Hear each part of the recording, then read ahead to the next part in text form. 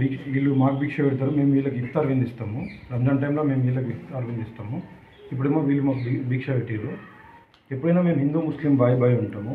ఎవరో వచ్చి ఏమో చెప్పారు హిందూ ముస్లిం అది ఇది గొడవలు అది ఏం అట్లాంటి ఏం లేకుండా మంచి వాతావరణం కోసం ఇప్పుడు ఈ స్వామి వచ్చి మాకు భిక్ష పెట్టిండు. రఫీక్ మాకు చిన్నప్పటి నుంచి మంచి ఫ్రెండ్. అందరం కలిసి ఆడుకున్నాము, ఒక దగ్గర తిన్నాము, ఒక దగ్గర పడుకున్నాము. సో ఇది ఒక మంచి వాతావరణం క్రియేట్ చేస్తుందని నా ఉద్దేశం.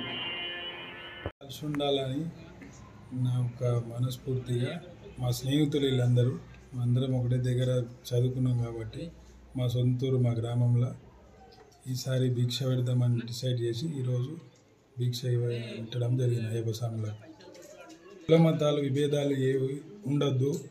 ఎవరో వస్తారు ఏదో చెప్పేసి వెళ్ళిపోతారు. మనం ఒక దగ్గర ఉంటాం కాబట్టి అందరం కలిసి ఉందాము, మంచి విధంగా ఉండాలని చెప్పేసి ఇది ఒక ఎగ్జాంపుల్ లాగా అందరం కలిసి ఉందాం అనేటట్టు భిక్ష పెట్టేసిన. మళ్ళీ ఇంకో పరంగా హిందూ ముస్లిం ఏదో ఎవరో అనేసి వెళ్ళిపోతారు. మనం తెల్లారితే మొక్కలు చూసుకొని ఒక్కొక్క ఊర్లో ఉంటాం కాబట్టి కలిసి ఉండాలా అనే దానికి నేను ఇట్లా చేసిన. హిందూ ముస్లిం అనే ఏ విభేదాలు లేకుండా మంచిగా ఉండాలి, అందరం ఒకటే ఊర్లో అన్నట్టు.